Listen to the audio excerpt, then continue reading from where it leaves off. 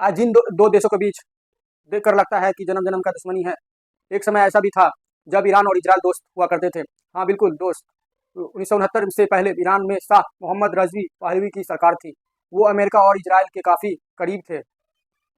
Iran तेल देता था, इजराइल टेक्नोलॉजी और हथियार देता था। दोनों का काम बढ़िया चल रहा था। लेकिन फिर आया 1969 और यही से 1969 में ईरान की बड़ी क्रांति हुई। सबसे कहा गया इस्लामिक रेवोल्यूशन। शाह की सरकार हट गई और सत्ता में आए अयतुल्ला खामनी। अब नई सरकार का कहना था इजराइल मुसलमानों पर जुल्म कर रहा है। ईरान ने इजराइल को दुश्मन घोषित कर दिया। दोस्ती खत्म, दूरदराज बंद, और यहीं से दोनों देशों के बीच लग गई। ईरान खुलकर फिलिस्तीन और सपोर्ट करने लगे और इजराइल मिडिल ईस्ट के लिए खतरा बनने लगा। असली खेल फिलिस्तीन का मुद्दा। अब जहां समझो सबसे बड़ा खेल क्या है। ईरान कहता है कि फिलिस्तीनियों के साथ अन्याय हो रहा है। इजराइल पर आरोप लगाया जाता है कि फिलिस्तीन की ज़मीन कब्जा रहा है, और ये बात सही भी है कि कब्जा रहा है। इसी वजह से ईरान हमास और हिजबुल्लाह जैसे गुट को सपोर्ट करता है।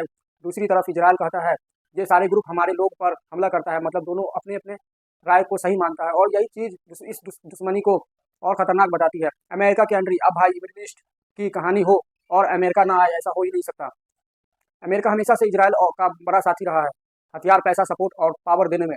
और दूसरी तरफ अमेरिका और ईरान की भी पुरानी दुश्मनी है। तो अब सोचो, एक तरफ अमेरिका प्लस इजराइल, दूसरी तरफ ईरान और उसके समर्थक ग्रुप्स। यानी मामला सिर्फ दो देशों का नहीं, पूरी दुनिया का राजनीतिक इसमें घुस गया। परमाणु हथियार वाला डर। अब सबसे खतरनाक हिस्सा सुनो। इजराइल को डर है कि ईरान परमाणु हथियार बना रहा है। अगर ईरान के पास न्यूक्लियर बम आ गया तो मिडिल ईस्ट का पूरा संतुलन बदल जाएगा। ईरान पावरफुल देश के लिस्ट में आने लगेगा। इजराइल कई बार कह चुका है कि वो ईरान को परमाणु हथियार नहीं बनाने देगा। इसी वजह से दोनों देशों के बीच साइबर अटैक, सीक्रेट ऑपरेशन और मिसाइल हमले तक हो चुके हैं। कई वैज्ञानिकों की हत्या, तेल के जगह जहाज़ों पर हमले। अब सीधा हमला क्यों शुरू हुआ? पहले दोनों देशों के बीच लड़ाई नहीं करते थे, दूसरे गुप्त के जरिए हमला होता था। लेकिन हाल ही के सालों में मामला बहुत गर्म हो गया।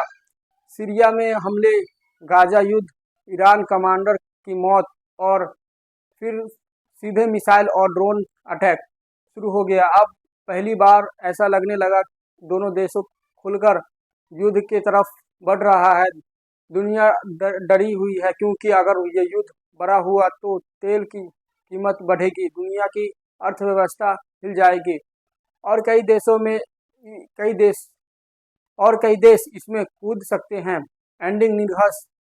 तो भाई, ईरान और इजराइल की लड़ाई सिर्फ धर्म की लड़ाई नहीं है, इसके पीछे राजनीतिक पावर और किसी के साथ अत्याचार न हो, इसका पूरा खेल है। मिडिल ईस्ट पर कंट्रोल है और दुनिया की बड़ी ताकतों का खेल। एक छोटी सी चिंगारी पूरे क्षेत्र को आग में बदल सकती है।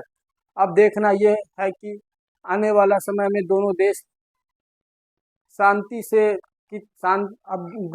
शांति की तरफ जाते हैं, या दुनिया को एक और बड़े युद्ध, वर्ल्ड वार 3 की तरफ ले जाते हैं। आपका क्या मानना है? क्या ये लड़ाई कभी ख़त्म होगी? कमेंट में अपनी राय जरूर देना, और इस वीडियो को लाइक एंड सब्सक्राइब